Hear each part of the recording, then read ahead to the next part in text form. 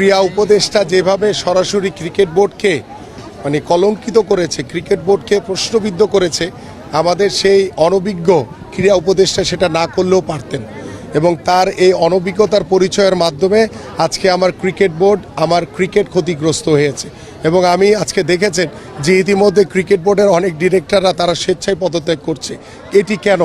কারণ এই ক্রিকেট বোর্ডের প্রতি বা ক্রিকেট বোর্ডের যিনি প্রেসিডেন্ট হয়েছেন তিনি বাংলাদেশের এক সময়কার লিজেন্ডারি ক্রিকেটার ছিলেন, বাট তিনি সকলকে নিয়ে কাজ করার মাধ্যমে যে ক্রিকেটটাকে সমৃদ্ধশালী করবেন তিনি সেটি না করে তিনি ক্রীড়া উপদেষ্টার অত্যন্ত অবগত অনুগত হয়ে ক্রীড়া উপদেষ্টা যেভাবে বলেছে তিনি সেভাবে তার মতো করে ক্রিকেট বোর্ডকে সাজিয়েছেন। এবং ক্রিকেট বোর্ডে এমন কিছু যারা ডিরেক্টর হয়েছে আমার কাছে মনে হয়েছে যে তারা ক্রিকেটের কও জানে না, তারা ক্রিকেটের সাথে কখনো সংগঠক হিসেবে কাজও করেনি।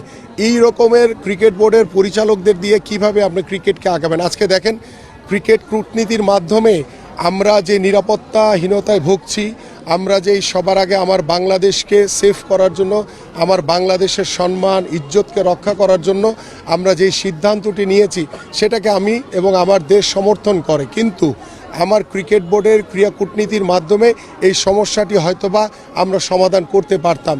আমরা হয়তোবা ভারতীয় ক্রিকেট বোর্ড বা আইসিসির সাথে কথা বলে এটার একটা সুরা আমরা বের করতে পারতাম, কিন্তু সেদিকে নজর না দিয়ে তারা তাদের মতো করে নিজেরাই আলোচনা করে তারা সিদ্ধান্ত জানিয়ে দিয়েছে। বাট এটি যদি আমরা আইসিসির সাথে আরও সুদূর প্রসারী যদি আলোচনা করতে পারতাম তাহলে আমার কাছে মনে হয় যে এই সমস্যাটি হয়তোবা একটি সমাধান হওয়ার সুযোগ ছিল। এটা তো রীতিমতো স্ট্যান্ডবাজি আমি বলবো, কারণ হচ্ছে যে সাকিবের বিষয়টা সিদ্ধান্ত নিবে রাষ্ট্রের আইন, সে রাষ্ট্রের আইন অনুযায়ী সাকিব যদি নিরপরাধ হয়, তার যদি কোনো মামলাগুলো রয়েছে সেগুলো যদি প্রত্যাহার করা হয় রাষ্ট্রীয়ভাবে তাহলে সাকিব আসবে, সেখানে কারো কোনো সমস্যা নেই। এবং আমি একজন ক্রীড়াবিদ হিসেবে অবশ্যই একজন খেলোয়াড়ের যে সম্মান তাকে সম্মান দিতে চাই এবং সাকিবের মতো একজন লিজেন্ডারি ক্রিকেটার বাংলাদেশের হয়ে খেলবে এটা আমরাও চাই।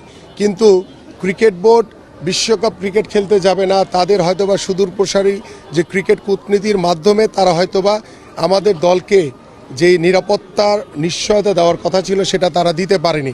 এখন তারা স্ট্যান্ডবাজি করে সাকিবের কথাটা, যেটি আপনাদের ভাষ্য অনুযায়ী যে সাংবাদিকরা প্রশ্ন করার আগেই সাকিবকে দেশে ফিরে আনার জন্য ব্যবস্থা করা হচ্ছে, এটি সিদ্ধান্ত তো ক্রিকেট বোর্ড দিতে পারে না। কারণ সাকিবের যে ইস্যুটা রয়েছে সেটা রাষ্ট্রের সাথে রাষ্ট্রের আইনের বিষয় রয়েছে, সে রাষ্ট্রীয় আইন অমান্য করে ক্রিকেট বোর্ডের কোনো এখতিয়ার নাই সাকিবকে ফিরে আনার।